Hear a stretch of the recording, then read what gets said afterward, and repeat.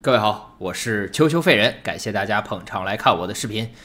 今天咱们要看的是《进击的巨人》最终季的后篇，这也是巨人整个故事的大结局。我现在的心情呢，其实是非常矛盾的。其实不用我多说，相信大家都能够理解到。一方面就是激动，然后期盼，这个故事终于迎来了大结局。况且说呢，巨人的这个结局，就是这个后篇的整个内容，实际上它还是非常有悬念的，就是肯定还是会非常有内容。但是另外一方面呢，就是怎么说，就是不舍和无奈了吧。今天这个后篇看完之后呢，巨人的故事相当于就是结束了，以后想看也没有了。单纯的作为一个观众来说呢，只要就是你追剧追番的时候，然后追到了大结局，到了最后结尾的时候，你心里是肯定会有一种这种莫名的失落的，这是非常自然的。我相信大家都经历过这种感觉，而且是这个故事越精彩，这个剧情越吸引你，就是这种失落的感觉就会越明显，就好像是和一个陪伴了自己很长时间的一个老朋友要就此告别的这么一种感觉。而且说就是巨人的这个动画，我知道整个的跨度是非常长的。我特意上网查了一下，巨人第一季的动画好像首播是在2013年，然后最终季的后篇是在去年差不多10月份11月份左右结束的。从13年到23年，这是一个10年的时间啊！一个普通人，他能有几个10年呢？对不对？相当于如果你是从最开始追的巨人，从第一集的那个动画追的巨人，你追了10年，然后追到了这部动画片结束。如果说你是这种情况的话，那你对这部动画片的感情肯定是要比其他人要深得多的。起码我是没办法感同身受了，因为我是从去年开始看的吧，我没有这个经历这个真正追的这个过程。但是即使如此呢，就是此时此刻的我其实还是有很多的话想说，就是关于我对巨人的一个整体的评价呀，还有我看巨人的这个过程当中，这部动画片带给我的一些启发呀，一些反思啊，甚至说我还想表达一些就是我从最开始做这个 reaction 视频到现在为止的一个感悟啊，等等吧，我有特别多的话想说。但是毕竟我还没有看到最后，我还没有看到最后真正的结局，所以说呢，我可以先把我的这些就是非常强烈的表达欲先忍住。那正式开始这一集的 reaction 之前，除了我刚才说的那些之外呢，其实还有一些我想跟大家去聊的，我想跟大家说一说，就是我日后的一个视频的计划吧。首先一个就是等这个后篇结束之后呢，我肯定会把这个巨人和巨人相关的所有的 OVA 都看一遍，并且呢把它这个做成视频发出来。大家不用担心啊，因为其实在我看的整个的过程当中，陆续的不停的有朋友有小伙伴在底下给我留言说一定要去看 OVA。我在之前的剧集当中也解释过，我为什么决定就是说等看完全部的主线剧情之后再去看 OVA。 大家不用担心，我没有把这些 OVA 忘记。巨人的 OVA 大概可能就是几个视频吧，3、4个、4、5个可能是，其实不是很多啊。然后除了这些 OVA 之外呢，我肯定还会做一个跟巨人的BGM 相关的一个视频，我的一个 reaction。因为有不少这个朋友私信我，给我发邮件，甚至说给我发来了那个视频的链接，让我去做一下。巨人的背景音乐，巨人的这个 BGM 也好，或者你叫 OST 也好啊，是非常棒的。所以呢，在我这儿，我肯定会至少做一个关于这个巨人音乐的一个 reaction 视频。如果说以后还有更好的资源，或者说大家有更好的跟巨人音乐相关的这个视频推荐给我的话，我也肯定考虑会做的。除了这个之外呢，还有一个就是我肯定要做的，就是巨人的一个整体的回顾。这个回顾呢，目前的形式我其实还没有特别想好。我觉得无非就是两种吧，一种就是我一个人坐在这儿就是干说，就是我单独把一些我觉得特别好的这个剧情再重新拿出来再重看一遍，然后呢边看我再做一些总结，我再做一些反馈。要么就是我做一个类似于就是 top 5、top 10之类的一个盘点一样的，就是以这么一种形式来做一个整体的回顾吧。其实这个形式呢，我还没有最后决定，但是就是这么一个整体回顾的视频，我也是肯定会做的，大家也不用去担心。所以呢，综上所述吧，基本上，等这个巨人的后篇结束之后，我至少还会有3个系列的和巨人相关的视频。一个是巨人的 OVA， 然后一个是巨人的音乐，还有一个是巨人的回顾。然后至于说更新的频率呢，这个我确实是说起来非常惭愧啊，因为我最近确实比较忙吧，有点抽不出这个身来，抽不出这个时间来录视频啊，来这个剪视频。一个是自己工作这边压力比较大，还有一个是自己家里最近有一些事儿，所以我得去忙一下，希望大家多多的谅解吧。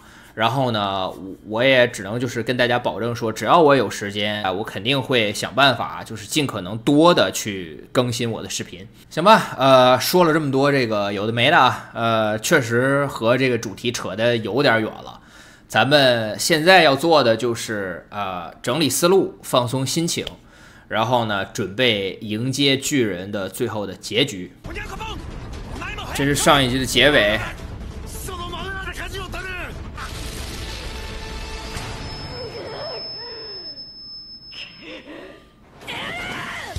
哦，这个音乐，这个 BGM，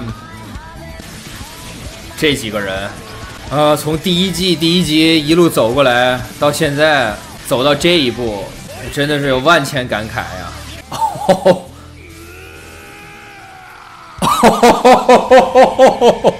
来呢，来呢，永远是冲在最前面的那个。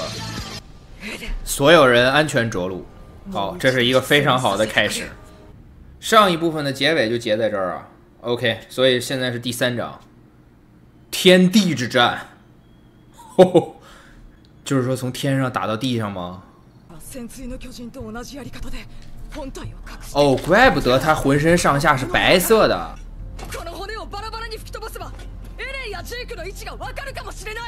所以说，阿尔敏的意思是说，他先变身，然后先把这些骨架炸烂，然后再去找艾伦和吉克。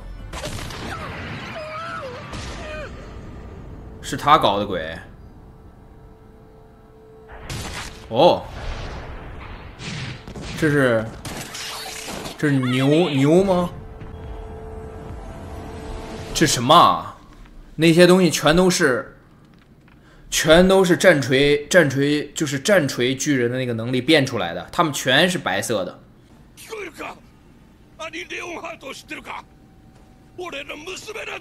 现在是问这些的时候吗？哦，这些应该是艾伦变出来的，是艾伦变出来要阻止他们的。这个圆脸的像战锤巨人啊。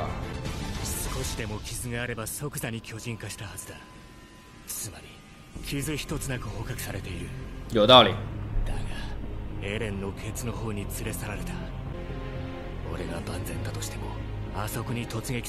哦，说明情况非常糟糕啊。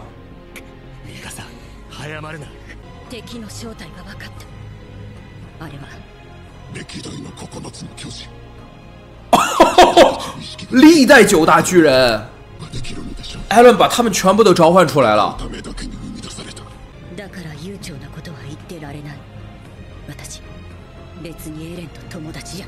皮克想干什么？皮克能干什么？皮克这么敏捷吗？他想把艾伦的头炸掉。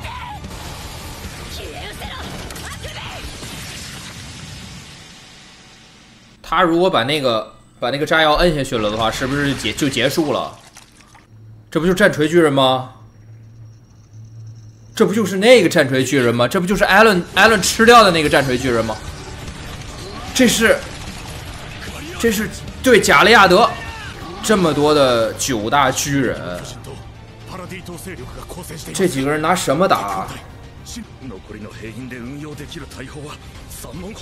操作3门大炮。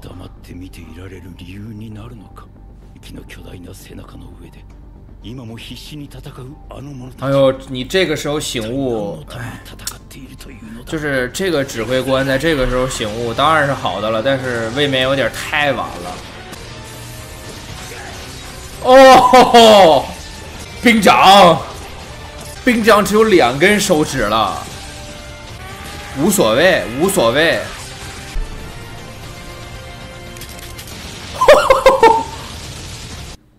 那应该不是 Allen 的，对，应该不是 Allen 的这个操控的，是尤米尔操控的。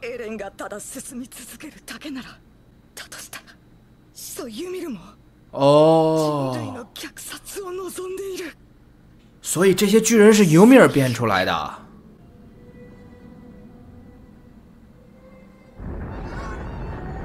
贝尔托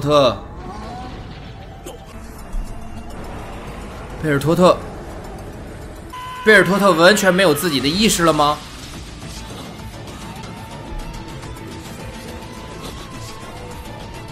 这肯定不是莱纳最后的结局，这肯定不是莱纳的下场。他们不被秒杀已经很牛了。兵长怎么样了？兵长也受伤了。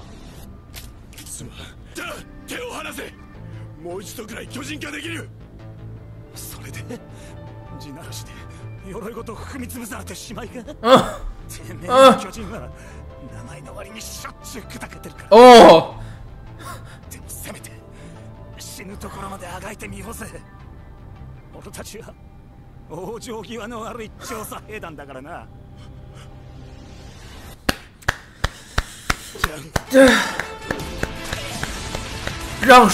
让跟莱纳说我们是调查兵团哦，这太扎心了。兵长为了救科尼被怎么样了？被咬断了一条腿吗？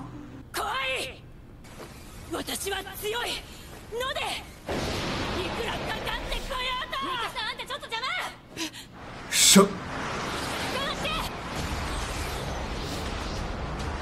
哦，这是法尔科。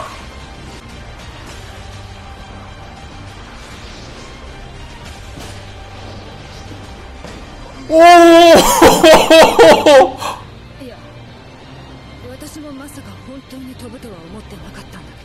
不管是嘎比、法尔科还是阿尼，都不可能置身事外。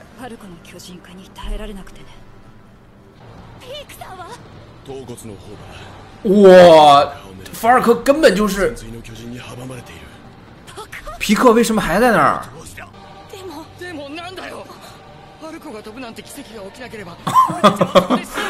科尼说的对啊，这是奇迹呀，这是奇迹呀！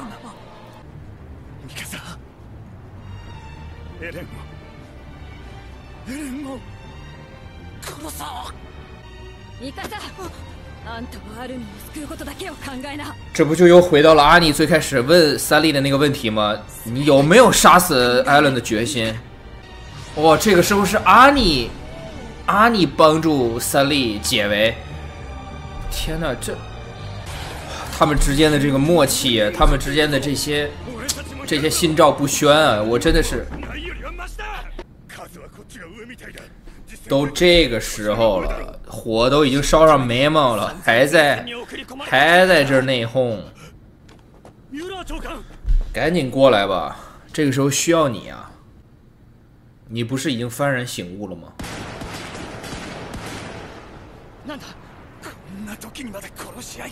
不会的，有那个长官在就不会自相残杀。他的醒悟是发自内心的。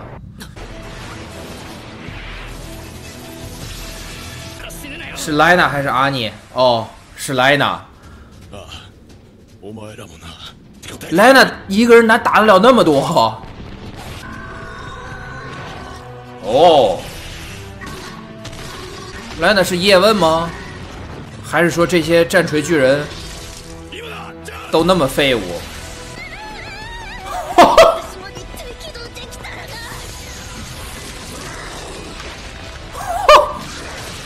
哦！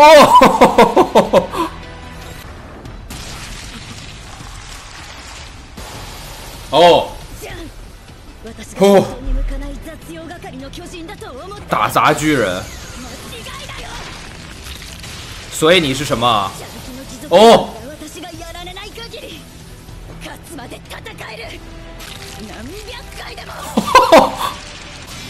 皮克有这么厉害？所以这是个什么东西啊？像头牛。霍加皮，霍加皮是什么？什么东西？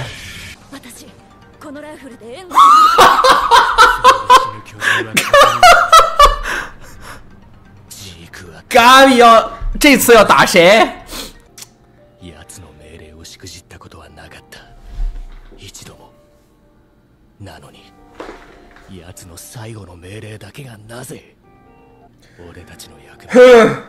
あそこで終わりだったのかもしれない。ガキどもを海に届ける。そこまでの役目だったとしたら。别再给我看。違う。俺たちが夢見た巨人のいない世界は呆れるほどおめでたい。哦，这是世界だったはず。这是李伟小队的佩特拉。俺はお前を選ばなかった。我不后悔。悔いはない。能不能别再给我看 Air 了？我真的不想再，我真的不想再哭了。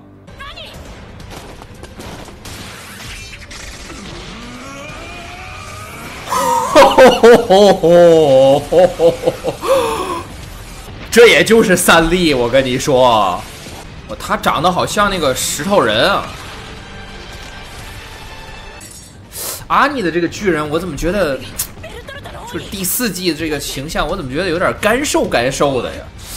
大家全都在拼死战斗，就是为了把阿尔敏救出来。他灵魂出窍了吗？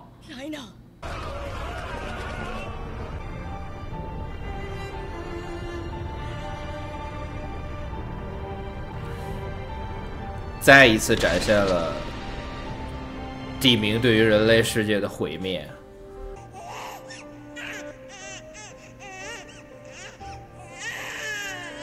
这个手法似曾相识啊，就是所有的画面全部都是黑白的，但是只有一个孩子他是有颜色的，而且是红色，是非常扎眼的红色。辛德勒的名单，不知道大家看过没有？有一个红裙子、红衣服的小姑娘在电影里，那是唯一有颜色的，就是唯一有颜色的一个画面，一个人物。这应该也是一种致敬吧？那为什么会有2个阿尔敏？口尼奇哇，哼，吉克是不是已经傻了？漫长的梦，所以说那个猪一样的东西，那个是尤米尔变的。吉克在普及生物知识吗？吉克在普及物种起源。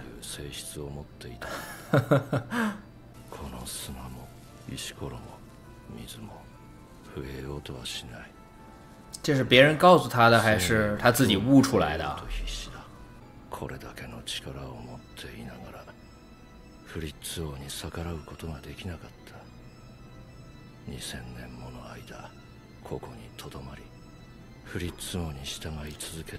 这个问题问得好。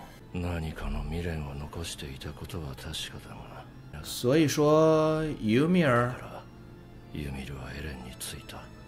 所以说尤米尔被 PUA 了。吉克他自己的计划失败了之后，你看他就变成了现在这样子，犹如一具行尸走肉啊！哦，阿尔敏的身体还在这地方躺着，所以说为什么？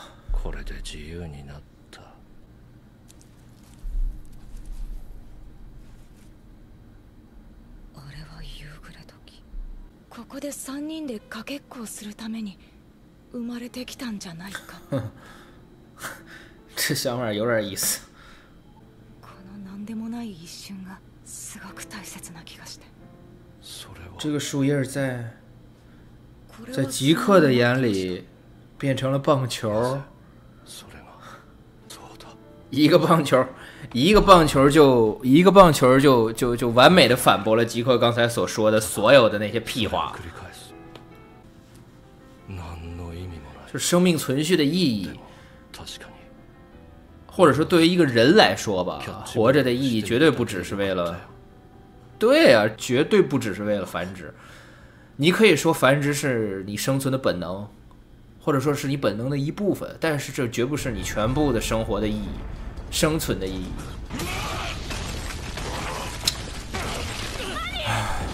都不行了。哦，是贝尔托特吗？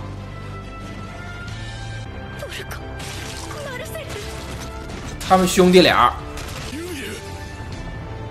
尤米尔。哦。哦。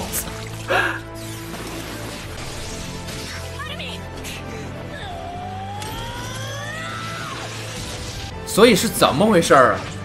所以贝尔托特还有为什么？哦，阿里接住了阿尔敏。哎，现在不是谈情说爱的时候。这是艾伦他爸爸吗？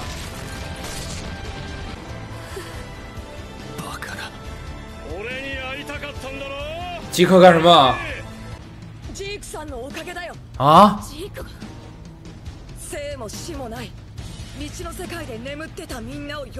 唤醒了沉睡中的大家，所以尤米尔就在旁边看着这一切发生，就是尤米尔在旁边看着所有的就是这些阻止他的意愿的事情发生，但是他也不去阻止，就尤米尔也不去阻止，所以尤米尔到底在干什么？あなたとキャッチボールするためなら、また生まれてもいいかな。一応感謝しておくよ、父さん。姑且谢谢你。みんな力を貸してくれ。吉克突然反水了，没有丝毫的犹豫。哦，还得是兵长，兵长的夙愿达成了。艾伦最后的命令，兵长也完成了。赶紧抱着孩子回家吧。地兵停止了，因为吉克死了。地兵停止了，让去干什么？哦，让去炸艾伦。最后是让炸的艾伦。然后呢？我操，这鬼东西又跑出来了！他想重新和艾伦连上。不，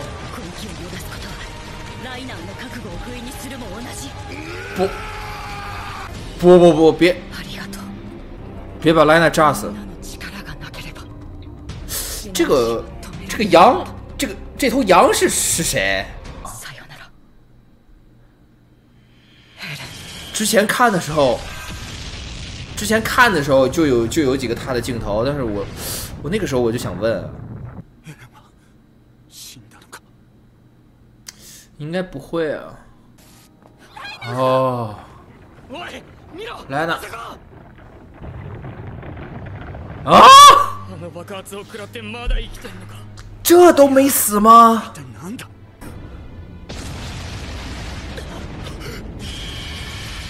这又是什么鬼？艾伦变成了超大型巨人。したらまた血鳴らしが始まるかも。奴を殺さねえと。没有吧？因为不会吧？因为吉克已经死了。エレンだ。最後の仕事が残ってる。兄さんの分まで俺やり遂げるよ。对于他们来说，只是短暂的相聚。あなたが空に弾を撃ち尽くしてなかったら俺たちはまだ殺し合ってただろう。这是肯定的，这是能预料到的。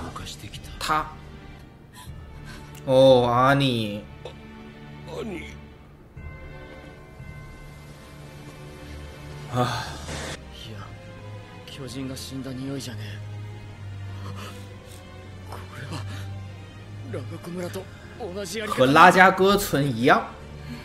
ミカサ、ピーク、ファルコに乗れ。ここから離れる。力を持つ者は例外だろう。何をすべきか、お前が一番分かっているはずだ。这是那个极客的，这是那个极客的脊髓液啊！极客不是已经死了吗？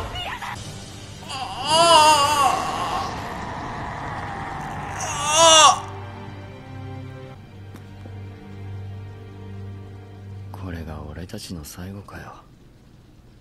まあな。後のことは仲間に託す。それが調査兵団の最後ってやつだからな。不。覚えてるか、ちゃん。死体を焼いた夜のこと。もまったくお前のせいなんだぞ。俺たちが人類を救う羽目になったのは。不。不。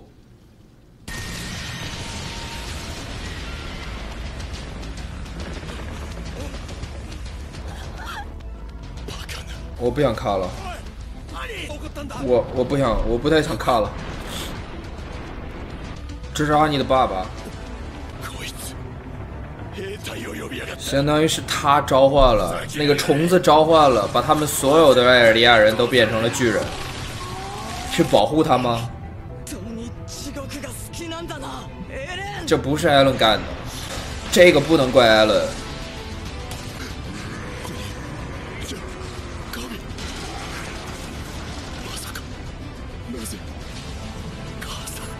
啊！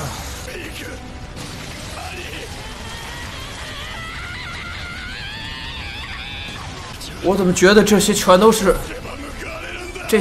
无用的挣扎呀？为什么？所以说，最后的希望寄托在了三笠手上。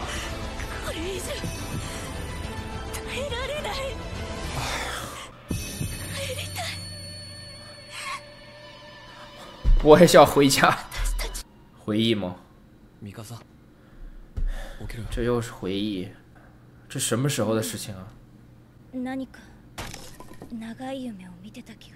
要是这一切都是梦的话，那就太好了。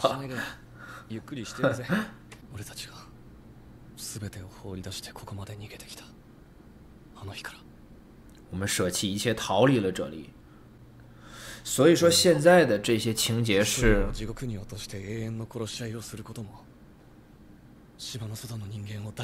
哦，他不忍心虐杀岛外的人，所以说这是一个平行世界，对不对？平行宇宙。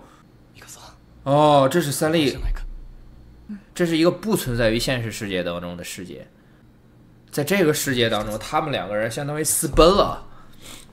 这应该是三笠希望看到的结局，对吧？但是那是平行世界，现实世界是这个样子。三笠觉悟了吗？三笠为什么觉悟了？哦，发生了什么？哦，三笠兵长。这是两个阿卡曼之间的再一次联手。哦，这个动画，兵长炸开了一个口子，艾伦就在嘴里。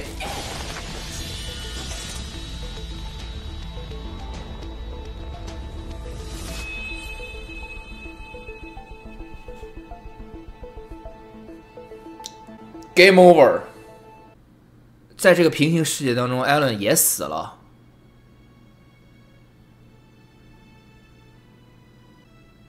尤米尔在干什么？最终，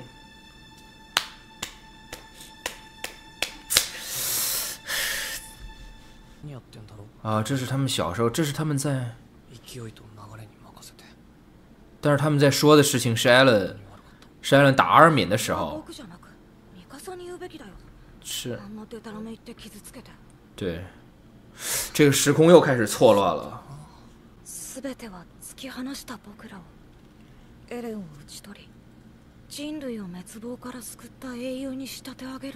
这就是艾伦的本意啊！艾伦的这个本意实际上不难猜，可能阿尔敏、三笠他们都怎么说，相当于是当局者迷吧，一直都没太明白艾伦究竟是怎么想的。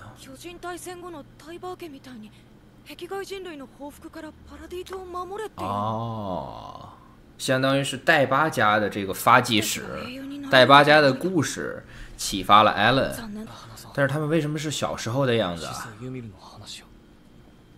这是艾伦应该会开始解释一些事情吧。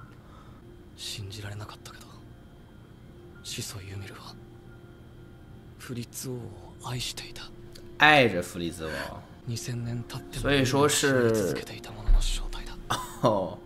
所以说是爱情。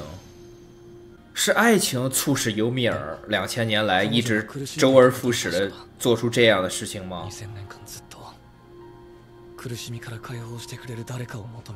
他一直在寻找能把他从痛苦中解救出来的人。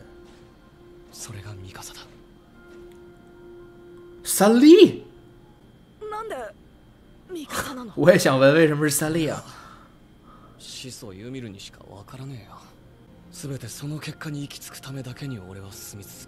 就是为了抵达那个结果，这个结果艾伦说是三笠才能够达成的结果。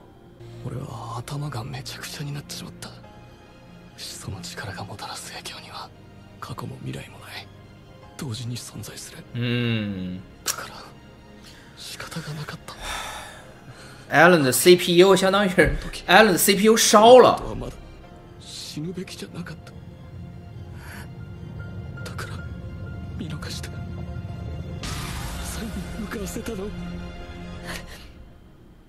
什么意思？我有点没太看懂，什么意思？什么叫贝尔托特不该死？哦，他们逐渐在长大。哦，渣男。所以说。あっさりくっつく気もするな。ミカサに男ができるなんて一生俺だけを思っててほしい。俺が死んだらどうします。10年以上は引きずっててほしい。艾伦这有点渣了。这个翻译的好，字幕组懂我的意思。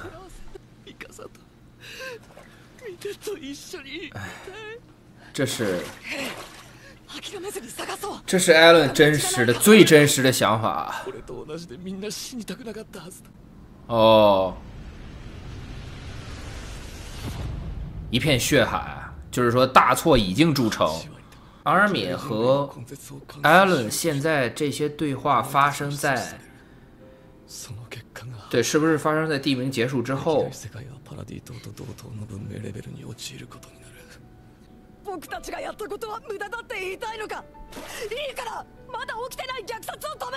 他们要阻止未来的虐杀发生。哦，不是，它不是发生在之后。哦，这是就是才死80%的人是艾伦预见到的未来，所以说艾伦只不过是把自己预见到的未来告诉了阿尔敏。那这个对话实际上发生在地名开始之前。艾伦的意思是说，不管他如何努力，就是这个他预见到的未来都一定会发生，所以说他无可奈何。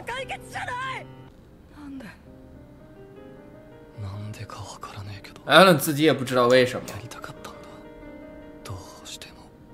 说白了，我也不知道为什么，我就没有理由，我凭什么要有个理由？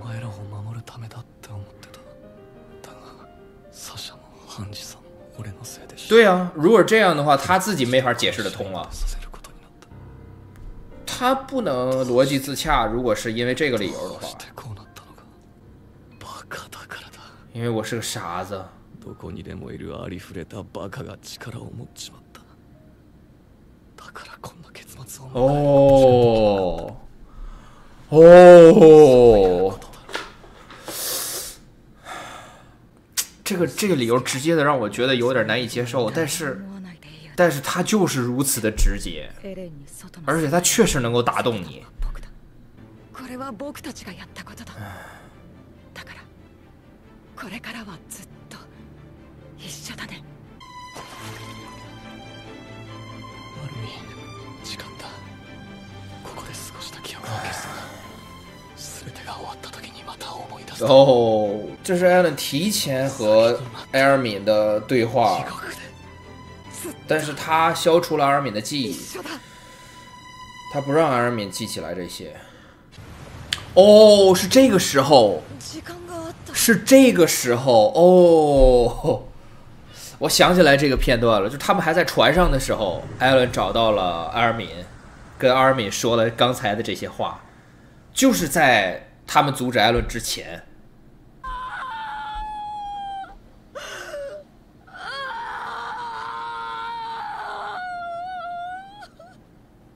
アルミンも記憶が戻ったんでしょう。イカサがもたらした選択の結果が真の力をこの世から消し去ることになるって。能让巨人之力从这个世界上消失？我没懂为什么巨人之力从世界上消失了？長生きしろって。私もお話したかったな。这是我所预测的，这是最圆满、最成功的结局。お前ら見ていてくれたか。Why？ これが結末らしい。だ。Why？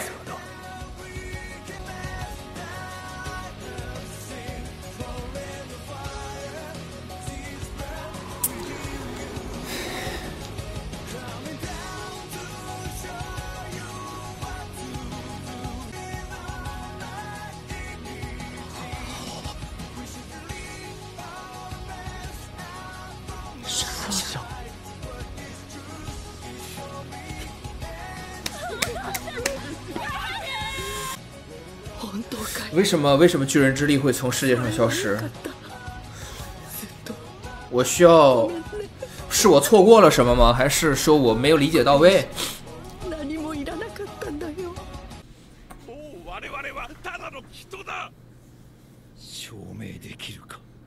这是唱哪一出？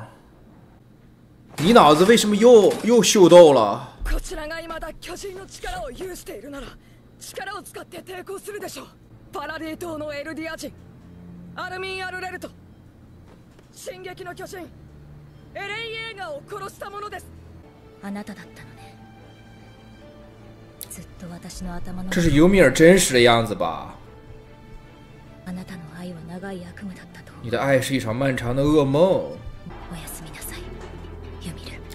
尤米尔为什么能够得到安息？为什么三笠？为什么就是指向最终结果的是三笠？啊，即使巨人消失，纷争也不会消失。这话说的太好了。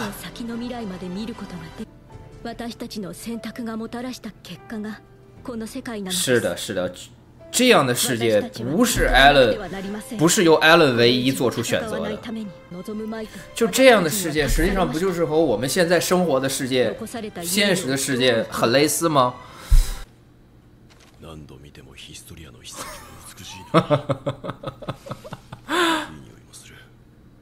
哎呦！そういうジャンは頭の毛が気がかりで仕方ないみたいね。誰に見せるつもり？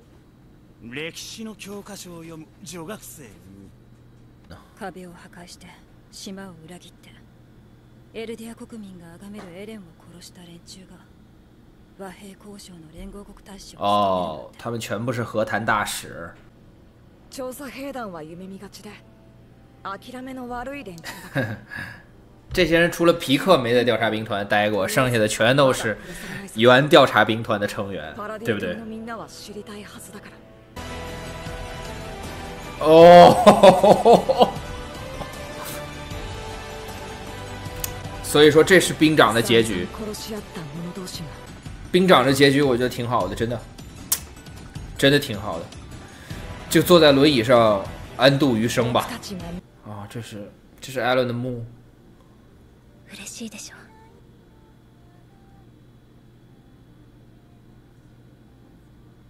三笠是不是就怎么说就会一直陪着艾伦？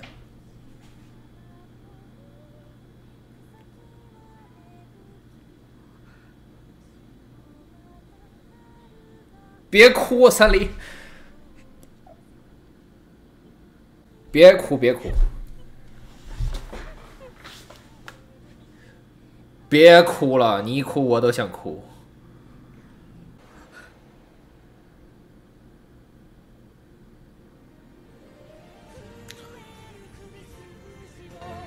这是艾伦派来的鸟，这是艾伦化身的鸟，这是艾伦的灵魂化身的一只白色的飞鸟，在和三笠打招呼。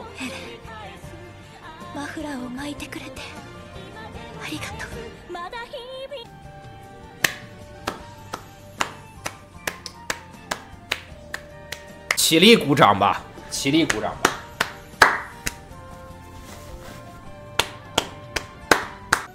艾伦不一定被当成是英雄，但是艾伦一定会，艾伦的故事肯定会被流传下去的。哇，这就是现代世界了。不管发展的多么的好，这棵树依然在茁壮成长。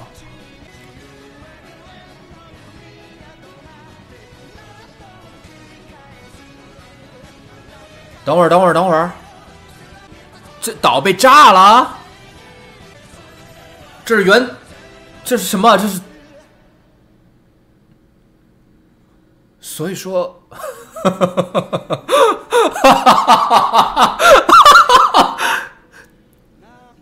所以说到最后的最后，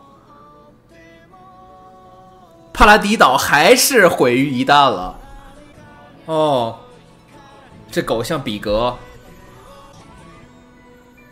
还是那棵树？这孩子要进去，对不对？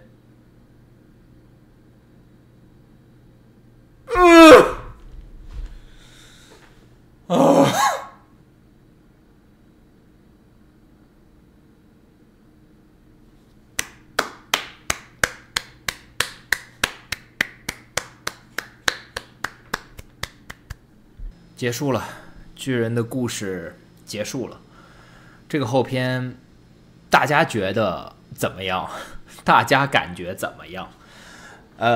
这其实是我最先想问的，就是我想问问大家觉得这个后篇，怎么样？如果让你给这个后篇打分的话，你会给打多少分？首先啊，我的结论就是，我觉得这个后篇真的已经拍得非常非常的好了，我自己是非常非常满意这个结果的。这个好，它不意味着说我会给这个后篇，我会给巨人的结局打100分、打95分、打90分。我也不觉得这个后篇它整个的水平，达到了一个怎么说，给整个的故事起到了画龙点睛的这么一个效果。说实话，我在看之前我都没有期望它能够达到画龙点睛的这个作用。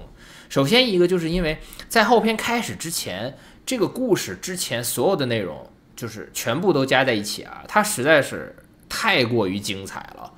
它是一个非常非常高水准、高水平的一个故事，所以说你就很难想象，就是你很难再去期望，就是说，同样的作者、同样的制作组，他做出来的一个结尾，他能够在如此精彩的基础上更上一层楼，就是那得是就是多么的富有想象力，那得是就是他们就是多么的能够不停的超越自己的这么一个水准。所以说我从最开始看的时候，我就没有期望说这个结尾能够让整个故事画龙点睛。其实说白了，这个后篇的部分，从剧情的整个的逻辑、叙事的节奏、矛盾冲突的这个合理性，包括整个的这个观感上来说吧，起码我看第一遍的这个感觉，给我的感觉是有不少瑕疵的。有一些地方我觉得说不太通，说不太过去，有一些地方呢处理的很快，没有交代的很详细，然后有一些伏笔回收的呢比较仓促，等等等等吧。但是所有的这些瑕疵，这些不尽如人意的地方，把它们全部都归结到一起，总结来说的话，我觉得都可以总结成为一个原因，就是因为巨人的故事讲到了后篇，讲到了这个阶段，它的主题，它的内核被拔得太高了。你如果想把巨人的故事讲完，讲到最后完整的把它结束的话，那你一定绕不开最后的这个主题。如何才能解决人与人之间的这个纷争？如何才能解决人类之间一直存在这个仇恨链、这个鄙视链、民族之间的这些问题？而这些问题是直到现在我们现在生活的世界都完完全全没有解决的问题。这是一个无解的难题，因为这些问题所涉及到的东西，它所涉及到的内容实在是太多、太广、太深了。以现在人类的发展水平，以现在人类的心智，以现在普通人大多数人的这个思维，是没有办法触及到就是解决这种问题的这么一个高度的。所以说巨人的作者剑山创，当他把这个漫画画到这个地步的时候，我相信他自己也一定非常非常的头疼，就是如何去处理这个结局。因为怎么说，有点儿就是已经就是火车呀一直往前开，没有回头路了，你就是想踩刹车也来不及了的那种感觉，没有办法去避开这个问题了。前面就是冰山，你只能是硬着头皮往上撞，硬着头皮去继续的往下写，硬着头皮的想办法去在漫画当中，在这个故事当中去解决这个难题。他没有办法给出一个具体的答案。所以你看，在这个故事当中，最后艾伦说了一句什么？艾伦说，我最开始以为我做这些是为了保护你们，但实际上现在我明白了，实际上这一切都是我想看到的。为什么会发生这些呢？就是因为艾伦的自省。艾伦自省，他说，就是因为我是一个傻子，就是因为我是一个傻瓜，然后这个无穷无尽的有如神明一样的力量给到了一个随随便便给到了一个傻瓜的手里，就酿成了现在的惨剧。我觉得对于剑山创，对于整个后片的制作组，作为一个普通观众来说的话，我愿意给他们很多很多的宽容，我愿意给他们很多很多的空间。我当然说我希望看到一个没有任何瑕疵、完美无瑕的一个结尾，给这个故事画上一个就是标标准准的句号、感叹号，无数个感叹号。但是事实就是，我其实在看之前就已经能够料定，这是几乎是不可能发生的事情了。所以说，与其说幻想着这么一个没有任何瑕疵的完美的结尾，我其实更愿意去看到作者剑山创后篇的制作组他们怎么样去理解这个故事的结局，他们怎么样去试着想办法去解释这个结尾这个难题。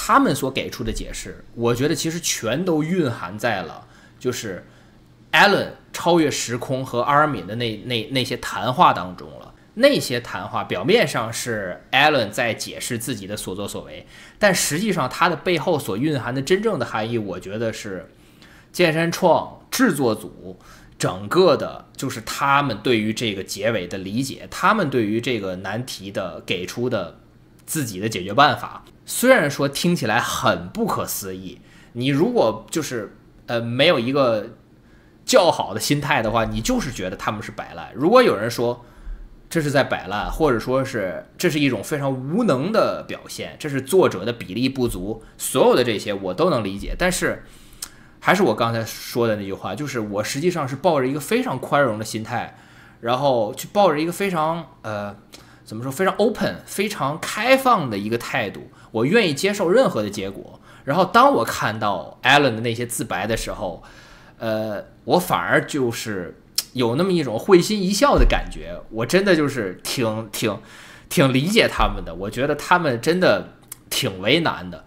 然后能够做成现在这样，就是给这个故事画上了一个相对圆满的句号，我真的觉得已经非常非常的不错了，我真的已经觉得很了不起，很了不起了。关于巨人的这个评价呢，总体的评价，还有它带给我的一些感悟、启发呀，等等等等，我其实还有非常非常多想说的，但是呢，我觉得就是确实因为这个视频肯定时间会非常非常的长，所以呢，我会把这一部分挪到这个最后的那个总结的那个视频上，再和大家去分享我的其他的一些想法吧。最后呢，我想提的一点，其实就是关于这个，就是它最后的这个结局，就是它最后呈现出来的，就是在出字幕的时候的那个结局。我觉得那个结局也非常非常的有意思。最后帕拉迪岛你看到了没？还是被毁灭了。那帕拉迪岛被毁灭的背后的原因是什么？还不就是因为人类之间的纷争没有停止吗？还不就是因为这个吗？所以说到最后也是能看到的，就是没有办法去解决这个问题，这是一个无解的问题。然后等字幕全部打完了，那个小男孩带着那条狗又似乎是又重新走进了那个树洞当中，似乎就是这个诅咒，这个艾尔迪亚人的这个诅咒，然后这个巨人之力的诅咒，这个循环又要重新开始了。它只不过是换了一个时代，换了一个世代而已。最后的这些的补充，我很高兴我没有错过他们，因为从这些补充，从这些画面，这些算是只言片语吧，这些寥寥几笔的这个画面中，我依然能够看到剑山创啊，包括整个制作组，他是真的想把这个故事讲圆满，他是真的想把这个故事讲好的，只不过是受限于，题目拔得太高了，真的很难去把它再写成一个100分的结尾了。所以呢，我最后的结论吧，我给这个结尾，如果硬要让我打分的话，我客观的来评价，我觉得75分吧，75分吧，好吧。虽然说还有非常非常多关于巨人想说的东西，但是呢，因为时间的关系呢，我在这个视频呢就不再详细的去表达了。我会把这些我想说的话呢放到最后总结的那个视频的最后。那关于这个视频呢，我想说的基本上就是这些。最后还是非常非常感谢大家的收看、点赞、关注和评论。那咱们下个视频再见吧。